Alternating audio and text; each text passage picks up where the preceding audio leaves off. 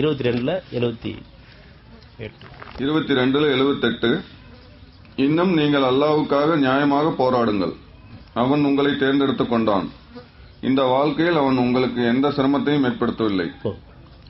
இன்னும் நீங்கள் அல்லாஹ்வுக்காக நியாயமாக போராடுங்கள். அதாவது தீமையை நீக்கி அவன்கிட்ட உதவி தேடுங்க. அதான் போராடும். வெளியே போய் போராடுறது கிடையாது. இந்த தீமையில் வேண்டாமே, இந்த உணர்ச்சிகள் வேண்டாமே, இந்த கெட்ட குணங்கள் வேண்டாமே, இந்த மனைவிகள் வேண்டாமே, இதுதான் போராட்டம். போராட்டங்கிறது பெரும் கஷ்டமான பாதை கிடையாது. வேண்டான்னு விரும்புறதுதான், உணர்ந்து வேண்டாம் என்பது. இந்த வாழ்க்கையில் அவன் உங்களுக்கு எந்த சிரமத்தையும் ஏற்படுத்தவில்லை. சிரமம் இல்லாத பாதை, சுகமான பாதை, கஷ்டமான பாதை கிடையாது. ஆனால் நம்ம கஷ்டமான பாதையை சொல்லிட்டு இருக்கோம். காரணம் இறைவன் உதவி தேடாத காரணமாக.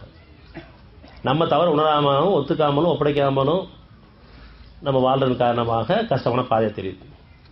உள்ளட்சம் உடையவர்கிட்ட மற்றவர்களுக்கு பெரும் பாரமாகவே இருக்கும் இந்த பாதை. யார் உள்ளட்சத்தோடு இருக்காங்களோ, அதாவது இறைவன் உதவி தேடிட்டு இருக்காங்களோ, அகப்பார்வை கவனிச்சு அப்போ உதவி தேடுறாங்களோ, ஒரு கெட்ட எண்ணம் உருவாகும் போது உதவி தேடிடணும். அது விளைச்சலாக வந்து விளைஞ்சு நிற்கும் போது கேட்கணும். அப்பயும் அவன் தான் நீக்கிறான். அதுக்கு முன்னாடியே ஒவ்வொரு எண்ணத்துக்கும் அதுக்கான நன்மை தீமை இருக்குது. நல்ல எண்ணமா கெட்ட எண்ணமா பிரித்தறிய முடியுது.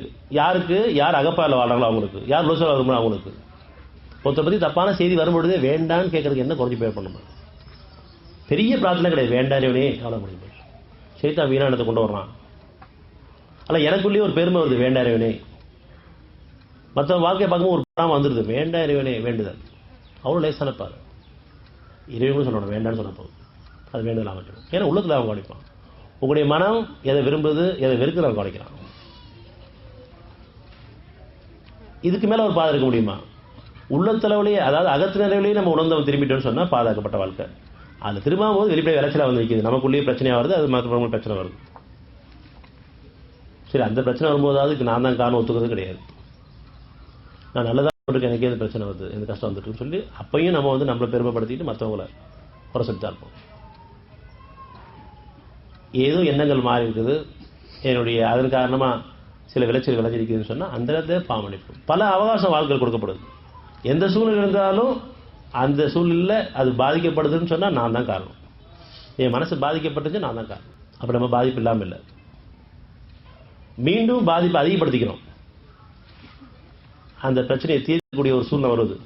நான் பல பேர் கஷ்டப்படுத்தியிருக்கேன், சில பேர் என்னை கஷ்டப்படுத்துகிறாங்க அப்படின்னு சொன்னான். இது பறி வாங்கக்கூடிய நேரம், பழி தீர்க்க நேரம். என் மனசு வலிக்குது சில வார்த்தையின் காரணமாக. நம்மளும் சில நேரத்தில் உதாசீனப்படுத்திடுறோம், மற்றவங்க பேசிடுறோம். இப்போ நான் பொறுத்து வச்சு மன்னிச்சுன்னு சொன்னால் புண்ணியமாக போயிடும். தீமைகளும் நீக்கப்பட்டு நன்மையாக மாற்றி அமைக்கப்பட்டு அது புண்ணியத்துக்கு ஒரு வழியாக அமையும்.